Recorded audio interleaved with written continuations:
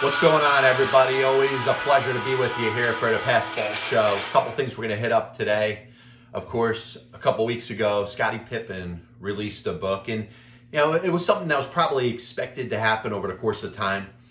Yeah, Scottie, the thing that he will never get credit for, that he absolutely 100% unequivocally deserves, is the credit as being one of the greatest basketball players of all time.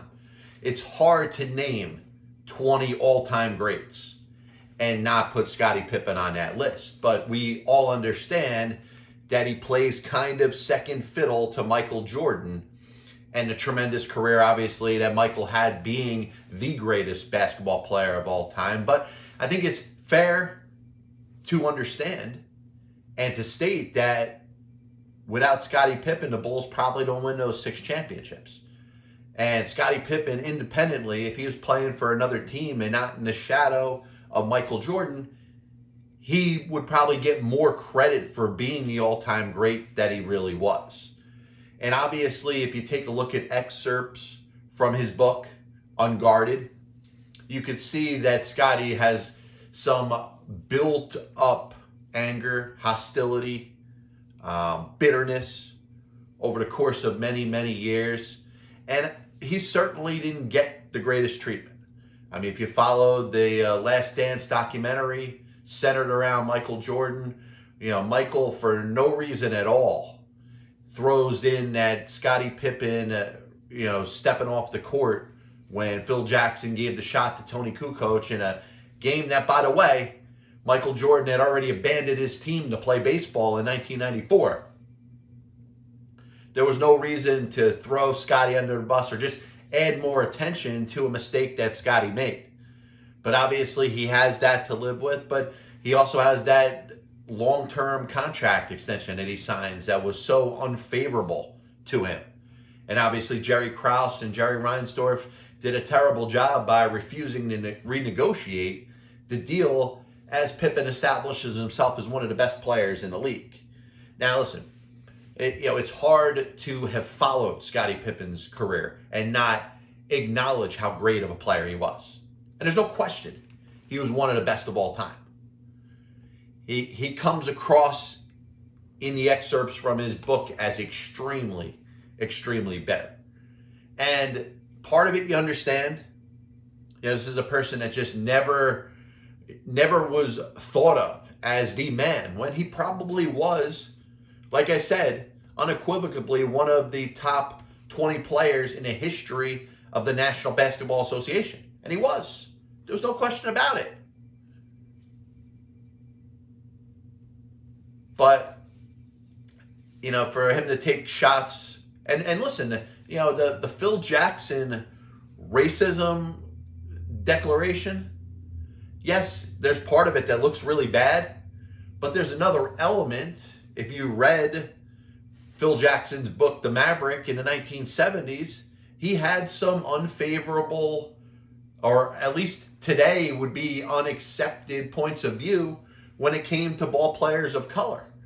So Scottie, to make those declarations, I don't think the fact that Jackson gave the shot to Kukoc in 1994 that he hit to beat Reggie Miller and the Indiana Pacers was racially motivated. But if Scottie Pippen had looked at some of the things that Phil Jackson had wrote in the 70s, you have every right to feel that Phil Jackson may have some ill feelings towards ball players of color. Now, it doesn't mean he was an outright racist. And to imply that the shot giving to Kukoc was racially motivated was a little bit of a stretch. And like I said, in this case, makes Scottie come up a little bit small. And it's a shame. Like I said, you talk about the dream team of 1992. You can't put that team together without Scottie Pippen. And I've said before, they really shouldn't have put that team together without Isaiah Thomas. But it's for a different discussion.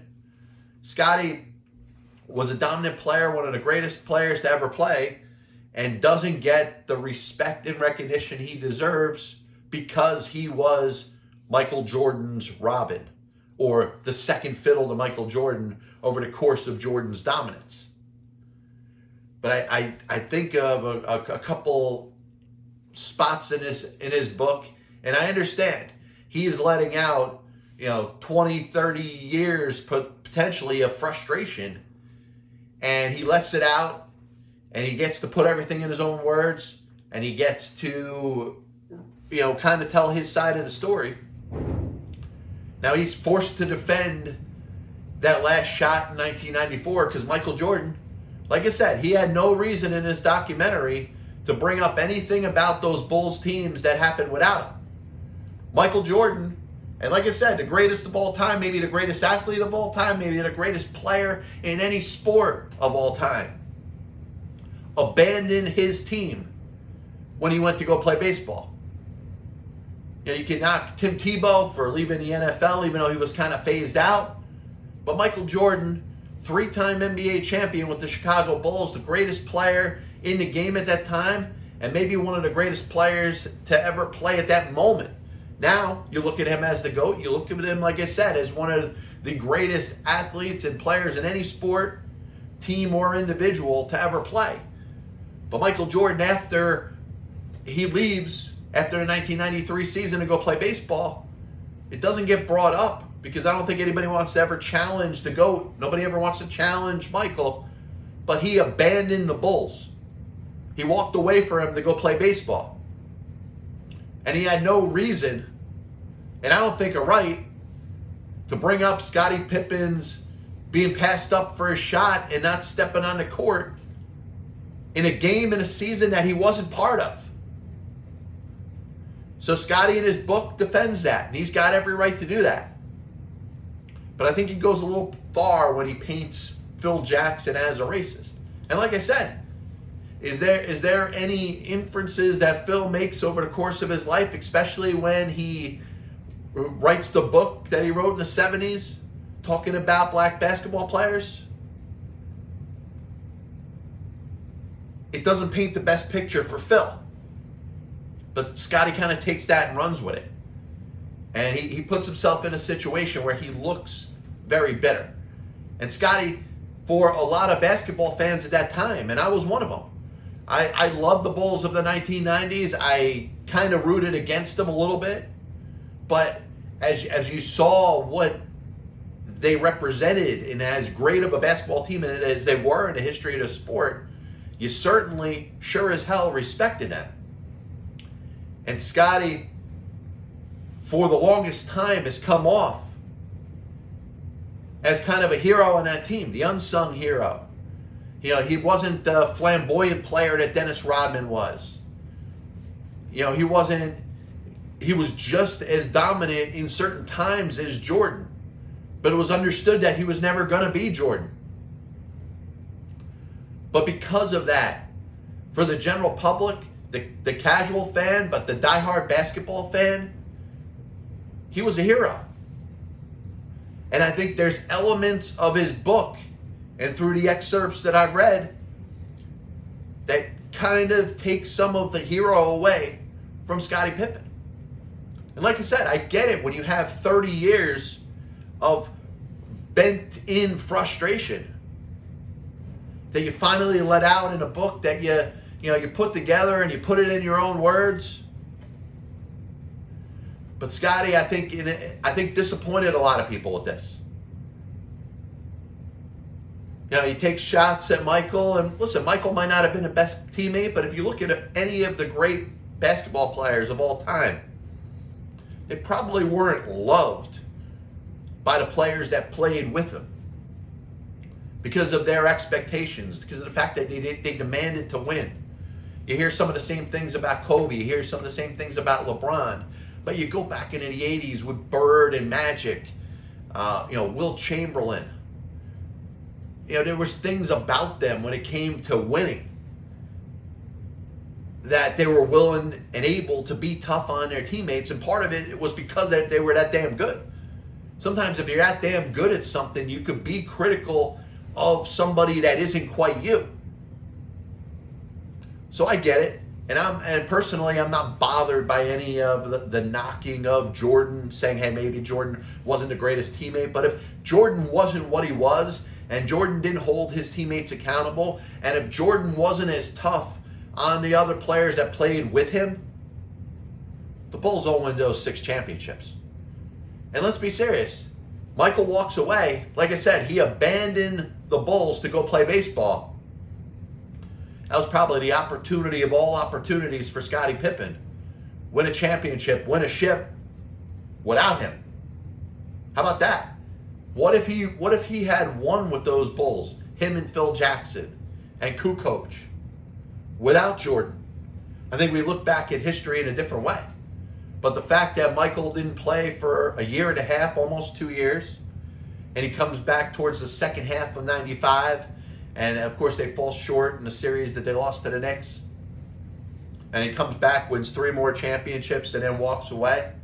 The common denominator was not Scottie Pippen. The common denominator was not Phil Jackson. It was obviously Michael, because when Michael played those last 6 years, they won 6 NBA championships. The year and a half, or almost 2 years that Michael wasn't on the court, the Bulls didn't win. But Scottie has to deal with that. And of course, that shot in 94, where Phil Jackson draws up the play for Toni Kukoc, it's a bad look for Scottie. But if you think about it, his whole career and the whole remembrance of Scottie Pippen at this point is only about that shot. And most fans that followed Scottie Pippen still looked at him up to this point as a hero. And now he writes this book, and it's just not a favorable point of view of him. Like I said, you never really come out good when you take shots at Michael Jordan. And like I said, the basis of Phil Jackson with racial undertones, perhaps, maybe not necessarily in that shot, but to say that Phil had some opinions about black basketball players was true because Phil wrote about it. Now, could you call him, an outright racist? I don't know. I mean, he didn't seem to have any problem with the semblance of his basketball team. He certainly didn't have a problem with playing with black basketball players, coaching black basketball players. But he's got to live with the fact that he published and wrote and put together things that probably weren't so favorable about black players. Now, was it opinions that a lot of white people had in the 1970s? I don't want to get into that because, you know what? Those opinions are still wrong. They're not going to be accepted today. And anybody that has something like that in writing has to answer for that. But like I said, Scottie Pippen, when it comes to basketball, kind of one of the heroes. A player that was so great that he could have been the number 1 on any team, but played second fiddle to Michael Jordan, and they won. Never got the credit that he deserved. And like I said, because of that, it was worthy of him writing the book that he did. But he comes up small. When he's taking shots at Phil Jackson, he's taking shots at Michael Jordan. So one of the things that's really bothered me over the course of this baseball season, and I don't think the national media has brought this up enough. I think the timing is perfect as we're getting set a last week before the official All-Star break in Major League Baseball. So we know that it's the center point of the season. There was, you look back at the truncated 2020 season and everything that the season survived without. And Atlanta was supposed to have the All-Star game this year. And not only that, it was on the heels of the passing of one of the greatest players to ever play the game. And he is synonymous with Atlanta, but most importantly, the Braves. Spent many of his career in Milwaukee and then finished, of course, with Atlanta. Went back to play for the Brewers and Bud Selig, yada, yada, yada. I get it. But Henry Aaron meant so much to the city of Atlanta and to Major League Baseball. And for a reason that had nothing to do with the Atlanta Braves, and for a reason that had nothing to do with Major League Baseball, Commissioner Manfred decides to relocate the All-Star game to Colorado. And like I said, the Braves didn't do anything wrong. But if you want to word it this way, the harshest penalty that was put out by Major League Baseball over the past 5 years against anybody was taking the All-Star game away from the Atlanta Braves. And there was no reason for that. Like I said, what did the Braves do wrong? What did the city of Atlanta do wrong? You know, the voting law was something that was thrown up by the government of Georgia. And like I said, what does that have to do with baseball? Nothing. And you say you leave your politics to politics and your sports to sports, which we try to do for the most part. But Major League Baseball decides that they wanted to make their All-Star game about politics. They didn't have to do that. Because of that, the Atlanta Braves lost the All-Star game. On the heels of the death of one of the sport's greatest stars. And a player that was synonymous with the city of Atlanta, but most importantly, synonymous with the Atlanta Braves and their logo and their history.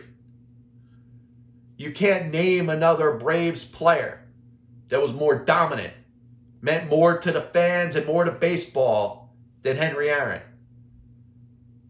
And sadly, we lost him last year. But this would have been a great opportunity to honor one of the greatest players to ever play, to have the All-Star game dedicated to him. And now baseball has chosen not to do that. Instead, going to Colorado, and no disrespect against the Colorado Rockies, one of the worst teams in baseball. They don't have very much going for them this year. They traded Nolan Arenado. Home Run Derby, yes, there's probably going to be more buzz about the Home Run Derby in the high altitude of Coors Field. But I don't think there's been enough spoken about the unfairness to Atlanta, the city of Atlanta, the Braves franchise, to Henry Aaron. An opportunity to really make it about one of the best players that ever played, and certainly a player that wasn't given the respect and dignity that he deserved while he played the game. He's a player that you could never honor enough. And for him going through all the negativity and racism that he faced as he was approaching Babe Ruth's all-time home run record, and the death threats that he had to deal with, and the fact that he handled everything with dignity and grace. This was a great opportunity for Major League Baseball, and they screwed it up. And that bothers me. So we'll go to a lighter note, something that I am excited about. And that's the fact that Chris Paul of the Phoenix Suns is closing in on his first NBA championship. And as we're talking about sports, that legislative entities have not done the best for the game, which clearly Major League Baseball did not in the minds of the Atlanta Braves, the city of Atlanta, and Henry Aaron. You could think of some similarities in regards to Chris Paul. Chris Paul was traded to the Lakers. Could have been a teammate of Kobe Bryant. Could have had a couple NBA championships. And could have reestablished himself as one of the greatest players of all time. Chris Paul, by the way, he's going to be a first ballot Hall of Famer. You don't have to worry about great players not getting into the Hall of Fame in basketball. You do in baseball. Sorry for jumping all over the place, but it's been a couple weeks. I got so much bent up energy. It's like I'm Scottie Pippen about to write a book. Chris Paul had a chance to be traded to the Lakers, probably had a chance to win a couple NBA championships, and the NBA steps in and voids the trade. They say that it's not in the best interest of basketball. And maybe, if you want to talk about parity, but since when is that invoked to keep a team from being a super team? You saw that in the 70s, perhaps, in baseball. Charles Finley selling off his players, whether it's Raleigh Fingers or Joe Rudy or Vita Blue, giving them away to the Red Sox and the Yankees, and Commissioner Bowie Kuhn jumps in and says that's not in the best interest of baseball. Well, you had another instance when Chris Paul was about to be traded to the Los Angeles Lakers. And that doesn't happen, like I said, because the NBA steps in and says that it's not in the best interest of the sport. So Chris Paul, 16 years in the NBA, has played for some really good teams, by the way. Some teams that never took the steps to winning an NBA championship that they should have. Those New Orleans teams with Byron Scott as a head coach won 50 games a handful of times. Never made it to where they needed to go. But he ends up going to the Los Angeles Clippers, Doc Rivers. How many seasons? I think it was 4 straight seasons. They won in the mid to high 50s. Didn't get where they needed to go. Goes with Houston to play with James Harden. Mike D'Antoni is the head coach. They win 60 games, both of his seasons there. The Rockets don't go anywhere. And then he probably has his best season when he goes to a rebuilding Oklahoma City Thunder team in 2019-2020. And this probably doesn't get spoken about too much. He ends up being involved in a trade from Houston to OKC, so Russell Westbrook can go from OKC to Houston. Oklahoma City's rebuilding, and Chris Paul goes there and he balls, he plays. He averages 17 points a game, is a great leader for that team. Young players like Shai Gilgeous-Alexander and Dennis Schroeder, you see them kind of get the most out of their potential. They end up making the playoffs. OKC had no business being in the playoffs in 1920. And obviously 19-20, not 1920. And Chris Paul, in my opinion, probably has his best season there with a weak and limited amount of talent around him. And he comes this season to a Phoenix team that you could ask, hey, were the expectations of the Phoenix Suns as high as they seem right now as they are on the verge? And listen, Game 2, Milwaukee Bucks, certainly they have to make a statement within the next couple games if they're going to make this a series. But I think if I was a betting man, and Lord knows I am, I'd favor the Phoenix Suns at this point. Giannis is hurt. I don't think Milwaukee has the same type of depth. They don't have the same starting five. They don't have the ability to share wealth and power amongst their top players like the Phoenix Suns do. I mean, Devin Booker is the best player on the court, but I just spent the last 10 minutes talking about Chris Paul, DeAndre Ayton, Mikal Bridges. They got depth there. But to think about this season as it was about to start, did we see the Phoenix Suns as being an NBA championship team? Yes. Part of it has to do with the Lakers not having Anthony Davis on the court, LeBron James being injured and compromised when he was playing. You look at some of the other teams in the Western Conference, the Clippers. This could have been their year. The Lakers step away, maybe take a year off with their injuries. Is it the Clippers' year? All of a sudden, Kawhi Leonard's out. He misses basically the whole postseason. What would the Lakers be with a healthy AD and LeBron? What would the Clippers be with a healthy Kawhi Leonard? And those things happen for a reason, but it clears the path for a well-deserving NBA player to finally get his championship. And like I said, if you look at the history of Chris Paul, and to kind of put the whole show in full circle, he kind of reminds you a little bit of Scottie Pippen. Now, Chris Paul, in many cases, was the best player on his team. So that's where there's a little bit of a difference. But I think of Scottie, and I think of Scottie never getting the respect he deserved for being an all-time great. And I certainly see the similarities when it comes to Chris Paul. Not just that he's a first ballot Hall of Famer, But when it's all said and done, he's going to go down as an all-time great. An unsung all-time great. Because you think of the players that he played with at the time. Kobe and Shaq, and of course later on, LeBron and Kevin Durant.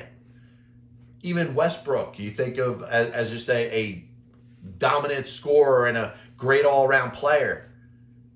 If you have a choice, and ironically those two players were traded for each other, I think most basketball fans take Westbrook over Paul, and it's not a slight against Paul. But I think Chris Paul, when it comes to underrated all-time great basketball players, he's right up there. He's right up there with Scottie Pippen. Passball Show is brought to you by JohnPielli.com, by St. Aloysius Church in Jackson, New Jersey, by Two Ways, One Passion Food Truck located in Scranton, Pennsylvania. Also by The Contender. Check out thecontender.com where you could, it's basically the new age of talk sports. You can check out my show, which is called Contending Baseball, which airs weekly on the network. But it's regional sports talk without the commercials. So check it out, thecontender.com. So another one of my pet peeves when it comes to sports, when it comes to the media, is the declaration that's made about the glorified MLB trading deadline. And I think of a trading deadline in baseball, in a couple different ways. I think it's important. I think it draws a lot of attention. In fact, if you think of basketball, if you think of football, I think there's a lot more action at the MLB trade deadline than there is in other sports. So I get why it gets the attention that we see it get. The media obviously gives it a ton of coverage, but the media almost tries to own the trading deadline. And that's kind of what bothers me.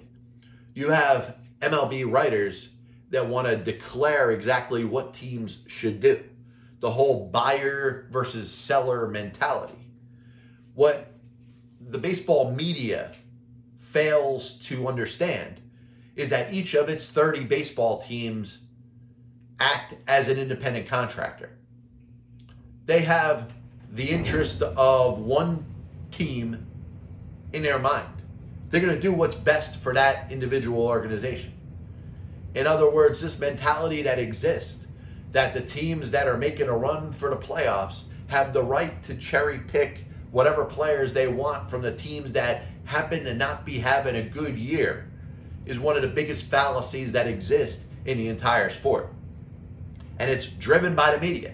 The media decides to tell the Minnesota Twins that you're not having a good year, so Jose Berrios, one of the best pitchers in baseball, should all of a sudden be traded. Colorado Rockies, things aren't going well. Who cares if you want Trevor Story for the next 10 years? That's up to the Rockies, and I understand they have some dysfunction now with the firing of their general manager. 2 assistant general managers quit, and there's certainly issues in regards to there being a plan with the Colorado Rockies in their future. But if they were to decide that they wanted to extend Trevor Story and wanted to build their team for the future around them, that's their prerogative. That's their decision to make. That's not the likes of the baseball media's decision to make for them. The Chicago Cubs are struggling. It's not the baseball media's decision over whether the Cubs should start trading off their players. That's up to the Chicago Cubs. And if there is a good team or a team that is having a good run this year, maybe doing it in mirrors, maybe exceeding expectations for a little bit, and I'm kind of hinting at the Giants a little bit. Do they have to mortgage their future to get themselves more solid players to make a push for the postseason this year? If the season ended today, the San Francisco Giants would be in the playoffs, and they would be very deserved of that spot. Does it mean that they have to make a trade with the Twins for Jose Berrios, make a trade with the Chicago Cubs for Chris Bryant? Do they have to? Baseball media is going to basically tell you that they have to. Each team has the right to operate in the way that it intends. The Rockies don't have to trade Trevor Story. The Cubs don't have to trade Chris Bryant. Like I said, the Giants don't have to trade for anybody. But the baseball media makes this into being something bigger than it really is.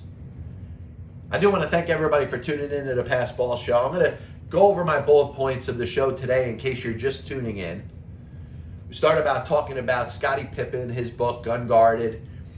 We haven't been on in a couple weeks, so I know it's, I haven't gotten a chance to give my piece on Scottie Pippen. Love him as a player. I think he's one of the most underappreciated players in the sport.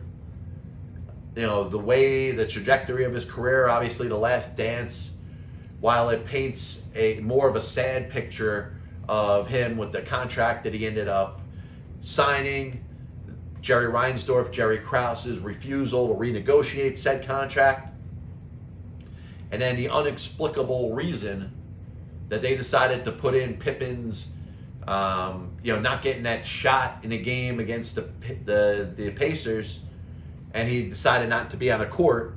That was unnecessary. It was a Jordan documentary. There was no reason to bring that up. I get why Scottie Pippen has such pin-up and built-up anger over the course of the last 30 years. He could have handled it better. I think he definitely comes up small here. And a guy who was a lot of basketball fans' heroes, I think disappointed a lot of people. To call Phil Jackson a racist, and like I said, Phil Jackson had some racial undertones in his book that he wrote in the 1970s.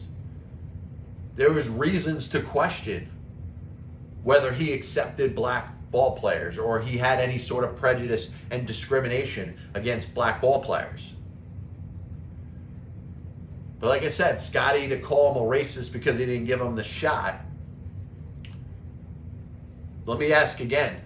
Toni Kukoc made the shot, didn't he? And I hate to say this, Scottie, because I love you.